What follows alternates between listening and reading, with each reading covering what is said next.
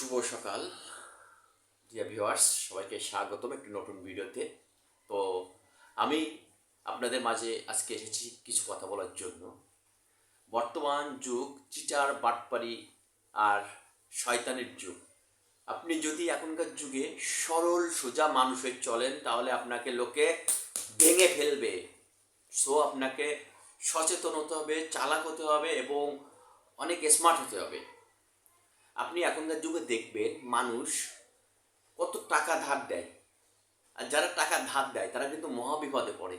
আপনি টাকা ধার দেওয়ার সময় আপনি বিশাল কেউ, যখন আপনি টাকা রিটার্ন আনতে যাবেন, অর্থাৎ টাকা ধার দেওয়ার পর যে টাকাটা আপনি ফেরত আনতে যাবেন, তখন কিন্তু আপনি একজন ভিখারির মতো।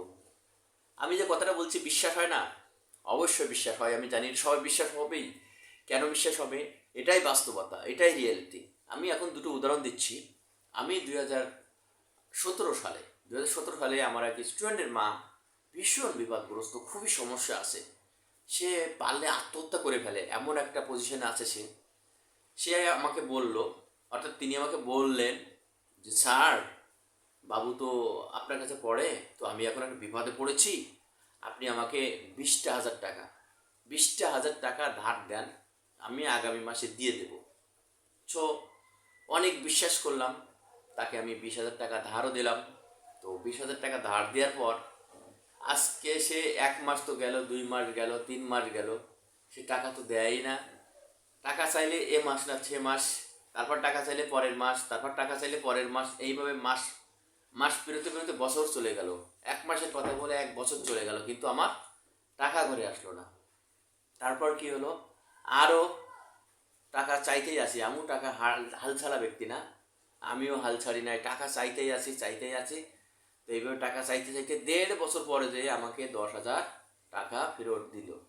আমার কোনো লাভ নাই, কোনো ইন্টারেস্ট নাই, কোনো সুদ নাই। আমি তাকে টাকা দিয়েছি 20,000 টাকা দিয়ে, এখন এত বড় বিপদে পড়েছি বলার মতো না, টাকা আদায় করতেই পারছি না। অনেক রাগজাগ করে 10,000 টাকা তার কাছ থেকে ওঠাতে সক্ষম হয়েছি। আর বাকি 10,000 টাকা যে কীভাবে একটু একটু একটু করে আমি টাকাটা শোধ করেছে আমাকে, আমি অবাক হয়ে যাই। আমাকে 1 মাসের কথা বলে আমার কাছ থেকে 3 বছর 4 বছর সে টাকাটা ঘুরিয়ে ঘুরিয়ে তারপরেও আমি 20,000 টাকা ঘরে আনতে পারি নাই। 16-17 হাজার টাকা মতো আসছে। আর এই 4 বছর তার কাছে কী পরিমাণ টাকা চাওয়া লাগছে তাহলে আপনারা বুঝুন। তো এই বর্তমান যুগে যদি আপনি সরল সোজা হন, আপনাকে ক্যাচ ক্যাচ করে কেটে ফেলবে মানুষ। আপনাকে হতে হবে অনেক স্মার্ট, তীক্ষ্ণ বুদ্ধিসম্পন্ন এবং দূরদৃষ্টি সম্পন্ন। কারণ আপনি যদি দূরদৃষ্টি সম্পন্ন না হন তাহলে আপনাকে অবশ্যই কেটে ফেলবে। এই যেমন টাকার ক্ষেত্রে একটা উদাহরণ দিলাম। এবার একটু ইয়াং জেনারেশনের ক্ষেত্রে কিছু কথা বলি। সেটা হচ্ছে যে ইয়াং জেনারেশন আছে তাদের বয়স 10 থেকে 20, এই হলো জীবনের সবচেয়ে হিংস্র বয়স এবং সবচেয়ে শক্তিশালী বয়স, 10 থেকে 20। কবি সুকান্ত ভট্টাচার্য বলে গেছেন যে 18 বছর বয়স হলো সব থেকে ভয়ঙ্কর এর ভিতরে। আসলে তাই। এই 10 অর্থাৎ 10 থেকে 20 বছর বয়সের ছেলে মেয়েরা, এরা তখন হরমোনাল যে একটা সাইক্লোন বয়ে যায় প্রতিটা মানুষের জীবনে, 10 বছর থেকে 20 বছর, এই হরমোনাল সাইক্লোনের প্রভাবে বর্তমান যুগের 99.5% ছেলে মেয়ে একের পর এক বড় বড় ভুল করে যাচ্ছে, অপরাধ করে যাচ্ছে। এরা বিবাহ বহির্ভূত সম্পর্ক স্থাপন করছে প্রেমের মাধ্যমে, প্রেম করার নাম করে। আর এই সময় তারা বুঝতে পারছে না কোনটা ভুল আর কোনটা সঠিক। তারা কিন্তু এই সময় এমন ঘটনা ঘটিয়ে ফেলছে, মানে যেটা ভাষায় প্রকাশ করা যায় না। তারা বিয়ের প্রয়োজন নাই, স্বামী স্ত্রীর কাজ করছে, একসাথে থাকছে, ঘুমাচ্ছে, এমন অ্যাভেলেবেল উদাহরণ আছে। অনেক সময় মেয়ে প্রেগন্যান্ট হয়ে যাচ্ছে। তো প্রেগন্যান্ট হয়ে গেলে তখন আর উপায় থাকছে না, তখন কি করছে, হয় সুইসাইড করছে, আর নাইলে প্রেগন্যান্টের বাচ্চা নষ্ট করছে, আর নাইলে তাদের সেই কাঙ্ক্ষিত প্রেম ধ্বংস হয়ে যাচ্ছে।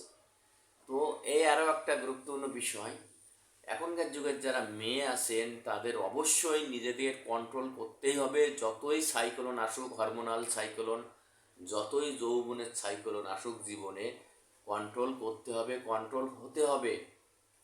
সুন্দরভাবে জীবনকে চালিয়ে নিয়ে যেতে হলে আপনি যদি এই 10 থেকে 20 বছর বয়সে জীবনের গুরুত্বপূর্ণ ভুলগুলো, সবচেয়ে বড় বড় ভুলগুলো করেই ফেলেন, তাহলে আপনার জীবনে সুখ শান্তি বলে আর আগামীতে কিছু থাকবে না। 20 বছরের পর থেকে আপনি একের পর এক অশান্তি, যন্ত্রণা আর বিভিন্ন ধরনের ঝামেলা পোহাতে থাকবেন। কেননা জীবনের যে সুখ, অনুভূতি, ফিলিংস সবগুলো আপনি নষ্ট করে ফেলে দিয়েছেন, আর এর পরিণতিতে আপনার ভবিষ্যতে ভুগতে হবে। আর ইভেন অনেকেই অকালে মারা যায় এই যৌবন নামের যে সাইক্লোনটা 10 থেকে 20 বছরের ছেলে মেয়েদের ভিতরে আসে, তখন তারা বড় বড় ভুল করে, আর এই ভুলের পরিণতিতে অনেক মেয়ে কিংবা অনেক ছেলে আত্মহত্যা করে মারা যায়। এক্ষেত্রে প্রতিটা মা বাবা সচেতন হওয়া উচিত। তাদের 10 থেকে 20 বছরের ছেলে মেয়েদের অবশ্যই অবশ্যই সতর্ক সহকারে পরিচালনা করা উচিত, তাদের দিকে সবসময় খেয়াল রাখা উচিত।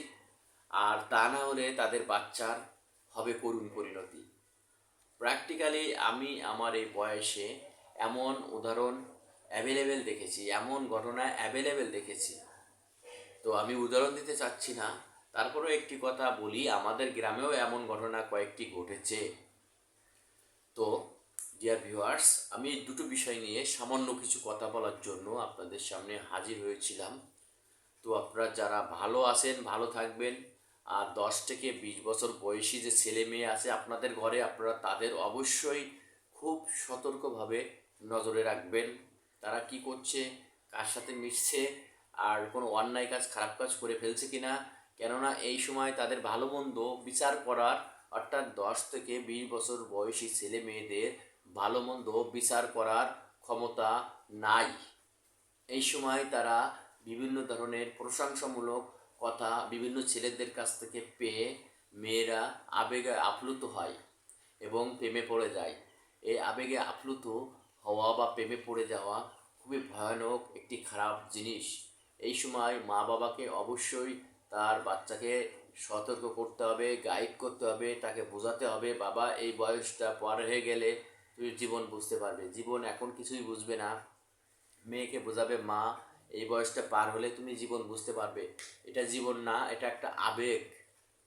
এই 10 থেকে 20 বছরে যে ছেলে মেয়েরা প্রেম করে, আর তার প্রেমের 98% প্রেম ধ্বংস হয়ে যায়, বিসর্জন হয়ে যায়, বিয়ে পরিণতি হয় না, যার ফলে পরবর্তীতে ওই ছেলে মেয়েরা বিয়ে করে অন্য সংসারে যাওয়ার পরে তাদের আর সংসারে শান্তি হয় না।